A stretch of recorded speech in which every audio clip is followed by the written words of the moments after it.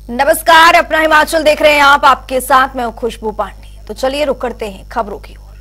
आज 75वां गणतंत्र दिवस है, जिसको लेकर प्रदेश भर में कई कार्यक्रम आयोजित किए जा रहे हैं। इस अवसर पर कई मंत्री, सांसद, विधायक समेत कई तमाम अधिकारी ध्वजारोहण कर रहे हैं।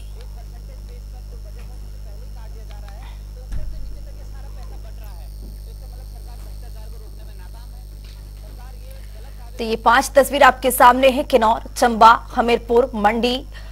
अगर बात करें मंत्रियों की, तो यहां पर पंचायती राज्य मंत्री अनिरुद्ध सिंह यहां पर ध्वजारोहण करते नजर आ रहे हैं। यादविंद्र गोमा, मुकेश अग्निहोत्री, हर्षवर्धन चौहान, यहां पर राजेश धर्माणी कैबिनेट मंत्री भी ध्वजारोहण कर रहे हैं। और यहां पर हमीरपुर की बात करें तो यहां पर deputy CM Mukesh Agnihotri parade की सलामी उन्होंने ली है आज। तो ये 5 तस्वीर है आपके सामने, जहां पर सुखू सरकार के मंत्रियों ने ध्वजारोहण किया है 75वें गणतंत्र दिवस समारोह के अवसर पर।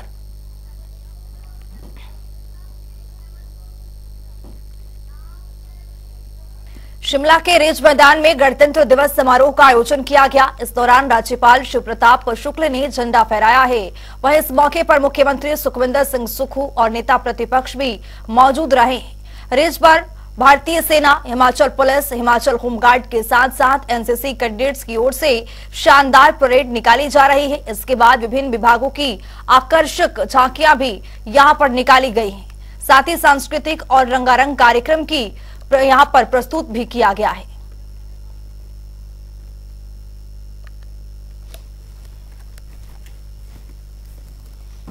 में गणतंत्र दिवस पर प्रदेशवासियों को बहुत बहुत शुभकामनाएं। 75 वर्ष पहले जो सपना हमारे प्रथम प्रधानमंत्री जवाहरलाल नेहरू जी ने जो सोचा था, आज उसकी परिकल्पना पूरी हो रही है। धीरे धीरे देश तरक्की की राह में आगे बढ़ रहा है और एक नए भारत का निर्माण जो उनकी नीतियां और कार्यक्रम के द्वारा सोचा गया था, उस दृष्टि से हम आगे बढ़ रहे हैं। और इस गणतंत्र दिवस पर प्रदेशवासियों को बहुत बहुत शुभकामनाएं। धन्यवाद। देश का 75वां गणतंत्र दिवस है। इस दिन ही भारत के संविधान को पूर्ण रूप से मान्यता मिली थी। मैं समझ रहा हूं कि इस 75 वर्षों में देश ने अभूतपूर्व प्रगति किया है और आज मैं समझ रहा हूं कि 5वीं अर्थव्यवस्था इस देश की पूरे विश्व में है। मेरा यह मानना है कि जिस प्रकार से देश के लोग जुट करके कार्य कर रहे हैं, जो प्रधानमंत्री ने इस बात को कहा था कि हम 2028 तक तीसरी अर्थव्यवस्था बनेंगे, भारत निश्चित रूप से तीसरी अर्थव्यवस्था बनने की ओर अग्रसर है। 75वें गणतंत्र दिवस के उपलक्ष्य पर हमीरपुर के मैदान में जिला स्तरीय समारोह का आयोजन किया गया, जिसमें उप मुख्यमंत्री मुकेश अग्निहोत्री ने राष्ट्रीय ध्वजारोहण किया है और भव्य परेड की यहां पर सलामी भी ली है। इस भव्य परेड में हिमाचल प्रदेश पुलिस के अलावा होमगार्ड, एनसीसी, एनएसएस और स्काउट एंड गाइड्स की टुकड़ियां के अलावा विभिन्न शिक्षण संस्थानों के विद्यार्थी देशभक्ति के सांस्कृतिक कार्यक्रम में प्रस्तुति देने के लिए पहुंचे थे। इस अवसर पर डिप्टी सीएम ने जनसभा को संबोधित भी किया है।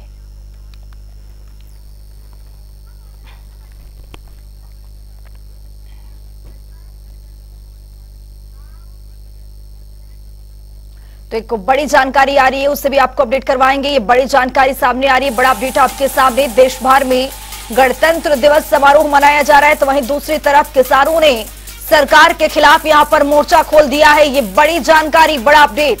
केंद्र सरकार के खिलाफ यहां पर ट्रैक्टर रैली निकाली गई है। शिमला के नारकंडा से ये रैली निकाली गई है किसानों की ओर से। कुल्लू में भी किसान प्रदर्शन कर रहे हैं। एक तरफ गणतंत्र दिवस का धूम है, तो वहीं दूसरी तरफ किसानों ने यहां पर केंद्र सरकार के खिलाफ यहां पर मोर्चा खोल दिया है। सरकार ने यहां पर समझाने की कोशिश की है। देश भर में मनाया जा रहा गणतंत्र दिवस, तो वहीं दूसरी तरफ किसानों ने मोर्चा खोल दिया है। कुल्लू में भी किसान प्रदर्शन कर रहे हैं।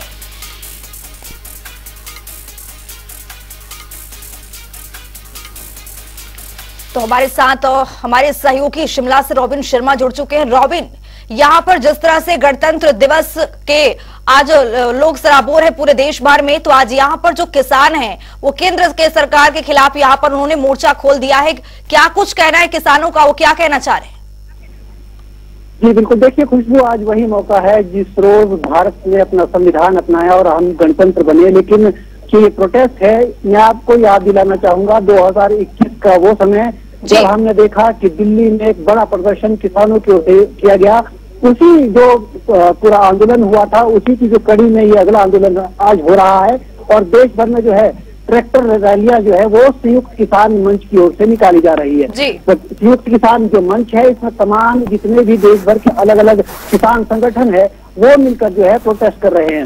इसमें जो और यहाँ शिमला की बात करूं तो यहाँ पर भी जो नारकंडा में फल उत्पादक संघ है, उसने भी संयुक्त किसान मंच में शामिल होकर इस जो विरोध की रैली है इसमें शामिल होने का निर्णय किया है। और वजह केवल एक है कि जब 2021 में ये पूरा आंदोलन हुआ था, 3 काले कानून बताए गए थे जो भारत सरकार की ओर से लाए गए थे। वो हालांकि वापस किए सरकार ने, जिनको विड्रॉ कर दिया था, लेकिन बहुत सी ऐसी मांगे थी जिनको लेकर अभी भी जो किसान मंच के लोग हैं या फिर तमाम जितने भी किसान संगठनों के लोग हैं वो केंद्र सरकार की पूरी कार्रवाई से संतुष्ट नहीं है। उनका कहना है कि सरकार पर उन्होंने तमाम तरीकों के बाद वादा खिलाफी का भी है जो आरोप लगाया है, क्योंकि कई ऐसे पहलू थे, कई ऐसे मुद्दे थे जिनको लेकर किसान जो मंच है उनकी ओर से कहा गया था कि इनमें संशोधन की जरूरत है। और उसी को लेकर ये जो पूरा प्रोटेस्ट है 2021 में हुआ था, अब उसी की जो झलक है वो अब 2023 का साल चल रहा है और यहाँ पे भी देखने को मिल रही है। और एक जो सांकेतिक जो ये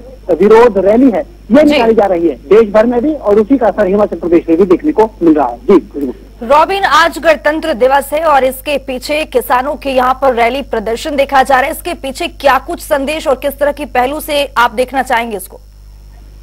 जी बिल्कुल, देखिए क्योंकि पूरा जो प्रदर्शन है ये उन 3 काले कानून जिन्हें बताया था किसान संगठनों ने, तो 3 कृषि कानून भारत सरकार की ओर से लाए गए थे वो वापस हो गए। लेकिन कुछ ऐसे और भी पहलू थे जिन पर किसानों की मांग थी कि इन पर काम करने की जरूरत है, चाहे वो एपीएमसी को लेकर हो, इसके अलावा तमाम तरह की चीजें हैं। बात में अगर शिमला के पर्सपेक्टिव में करूं या हिमाचल के पर्सपेक्टिव में करूं तो यहाँ पर जो सबसे बड़ा उत्पादन है तो सेब का होता है, और सेब में सबसे बड़ी मांग थी इंपोर्ट ड्यूटी को बढ़ाने की, लेकिन पिछले समय सरकार ने वो घटा दी है। तो ऐसे में शिमला में भी जो है जो बागवान और खास तौर पर जो उत्पादक संघ है इसने इस किसान मंच के जो विरोध प्रदर्शन है इसमें शामिल होना तय किया, और जिसके बाद ये जो रैली है आज निकाली जा रही है। नारकंडा से ये रैली शुरू हो रही है और सेक्रेटरीट या प्रदेश सचिवालय जो छोटा शिमला में है वहां पर जाकर ये खत्म होगी। तो इस तरह का पूरा जो कार्यक्रम है वो किसान संगठनों की ओर से किया जा रहा है। तो निश्चित तौर पर एक संदेश देने की कोशिश के जो किसानों से वादे किए गए थे, खास तौर पर चाहे इंपोर्ट ड्यूटी घटाने को लेकर हो या एपीएमसी एक्ट को लेकर हो या तमाम दूसरी चीजों को लेकर, यूनिवर्सल कार्टन को लेकर हो, तो इन सब चीजों को लेकर ही जो प्रदर्शन है ये किया जा रहा है। और कोशिश की जा रही है कि प्रदेश सरकार हो या केंद्र सरकार, खासतौर पर केंद्र सरकार इसमें के खिलाफ जो है ये प्रदर्शन किया जा रहा है कि ताकि जो केंद्र सरकार है वो जो है किसानों की उन बातों पर अब जो है गौर करना शुरू करे जिनकी मांग करीब 3 साल पहले किसान मंच कह रहे हैं कि उनकी ओर से की गई थी। जी कुछ नहीं। रॉबिन, यहाँ पर सरकार की ओर से कोई बातचीत करने के लिए आया हो या कोई फोन कॉल आया हो, या फिर ये कह लें कि किसान के पास कोई गया हो, कोई मंत्री, कोई नेता, या प्रदेश सरकार की ओर से भी? देखिए कुछ भी, ये जो प्रोटेस्ट है ये पूरा केंद्र सरकार के खिलाफ है, और इसमें हालांकि जो प्रदर्शन है वो प्रदेश के अंदर यानी कि शिमला में भी हो रहा है, लेकिन इसमें जो सबसे बड़ा प्रदर्शन है वो केंद्र सरकार के खिलाफ है और ये पूरे देश भर में है, और उसी की कड़ी में यहाँ शिमला में भी ये प्रदर्शन हो रहा है। हालांकि जब ये जो रैली है पूरी ये नारकंडा से सचिवालय पहुंचेगी, फिर देखना होगा कि प्रदेश सरकार की तरफ से क्या किस तरह की बातचीत जो है वो किसान नेताओं के साथ या इन उत्पादक संघ के प्रतिनिधियों के साथ की जाती है, ये देखना अभी वक्त पे गर्म है। लेकिन फिलहाल तो जो है अपनी मांगों को लेकर किसान रैलियां निकाल रहे हैं, बात चाहे देश की हो या हिमाचल प्रदेश की।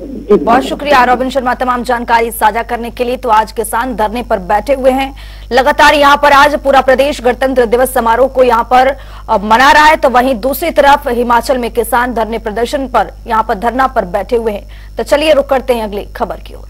25 दवा उद्योग में बने 40 CDS-CO के मानकों पर दवाइयों के सैंपल फेल हुए हैं। इसी मामले को लेकर स्वास्थ्य मंत्री धनीराम शांडिल ने पीसी की है। इस दौरान उन्होंने कहा है कि दवाइयों के सैंपल पर फेल मामले पर कड़ी संज्ञान लेते हुए उद्योगों पर एक्शन लिया जाएगा। साथ ही इन सभी कंपनियों को नोटिस भेज दिए गए हैं। विभाग पर कड़ी कार्रवाई की जाएगी।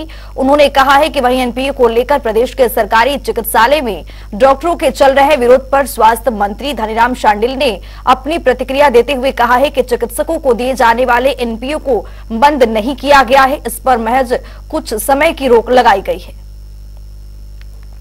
उन पे नोटिस तो चले गए, परंतु उसके बाद इस पे बहुत नजदीक से कार्रवाई होगी कि वो दोबारा उस मैन्युफैक्चर में आए। They will not be allowed at all to start any manufacture of drug in the state of अभी सर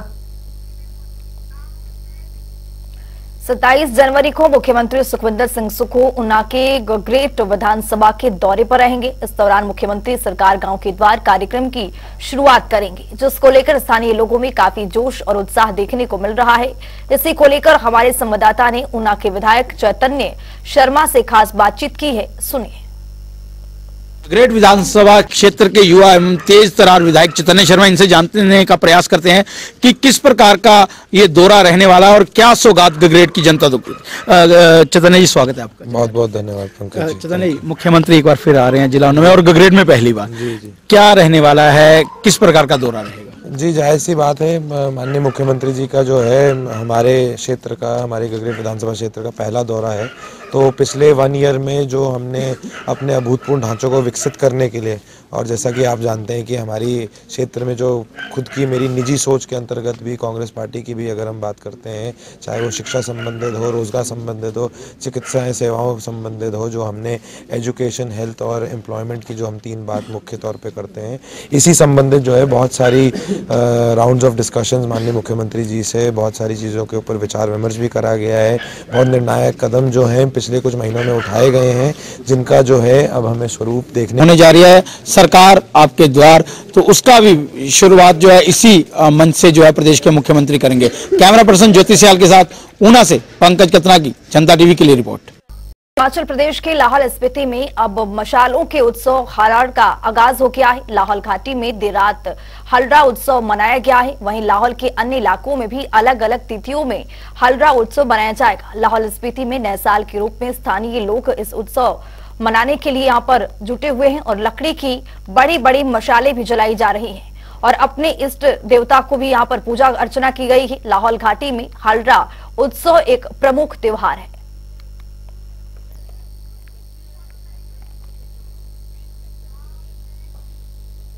धूम्रपान घातक बीमारियों का कारण बन रहा है और सीओपीडी की चपेट में लगातार सबसे अधिक मरीज जा रहे हैं। आईजीएमसी अस्पताल में रोजाना 85% ओपीडी में मरीज जा रहे हैं।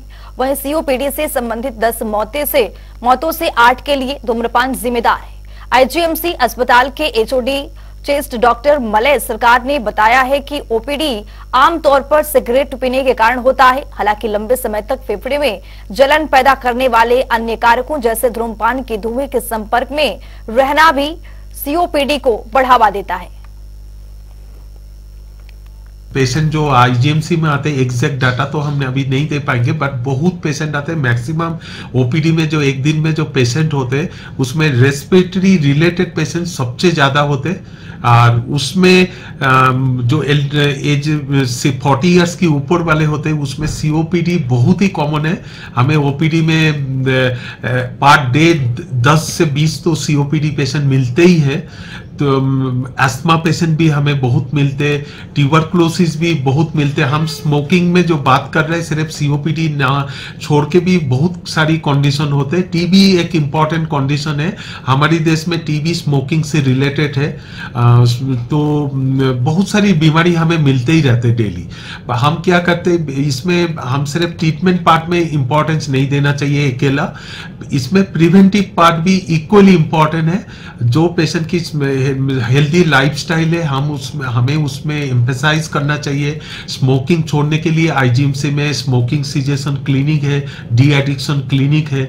हम पेशेंट को साइकेट्रिक में भेजते हैं स्मोकिंग सिजेशन करने के लिए। तो ट्रीटमेंट कोई बीमारी की सिर्फ दवाई से नहीं होते, प्रिवेंशन पार्ट भी हमें ध्यान देना चाहिए। रोगी कल्याण समिति के सदस्य ने क्षेत्रीय अस्पताल का निरीक्षण किया है। इस दौरान उन्होंने वरिष्ठ चिकित्सा अधीक्षक को आवश्यक दिशा निर्देश भी दिए। समिति के सदस्य पुनीत शर्मा ने बताया है कि काफी दिनों से अस्पताल से बहुत सी शिकायतें सामने आ रही है कि डॉक्टर्स मरीजों को महंगी दवाइयां लिखकर दे रहे हैं, जबकि वो दवाइयां डिस्पेंसरी में निःशुल्क में उपलब्ध होती है। साथ ही स्टाफ नर्स के व्यवहार को लेकर भी मरीजों ने कंप्लेंट्स की है। उन्होंने कहा है कि इन सभी विषयों पर कड़ा संज्ञान लिया जाएगा और इस बारे में स्वास्थ्य मंत्री को भी अवगत करवा दिया गया है। हमने स्पेशल बोला गया है कि हमारे को कंप्लेंट आई है कि जो महंगी दवाई लिख रहे हैं डॉक्टर, उनसे कार्रवाई की जाए और हमें भी उसकी कॉपी भेजी जाए, कौन डॉक्टर महंगी दवाइयां लिख रहा है। और रही बात स्टाफ के बिहेवियर की, उसके लिए भी एमओ साहब को कहा गया है कि भी अपने स्टाफ को एक मीटिंग करके समझाएं कि काम प्रॉपर ढंग से हो, ताकि आम जनता जो इतनी दूर से आती है उनका इलाज ठीक से। अपना हिमाचल में मेरे साथ इतना ही। नमस्कार।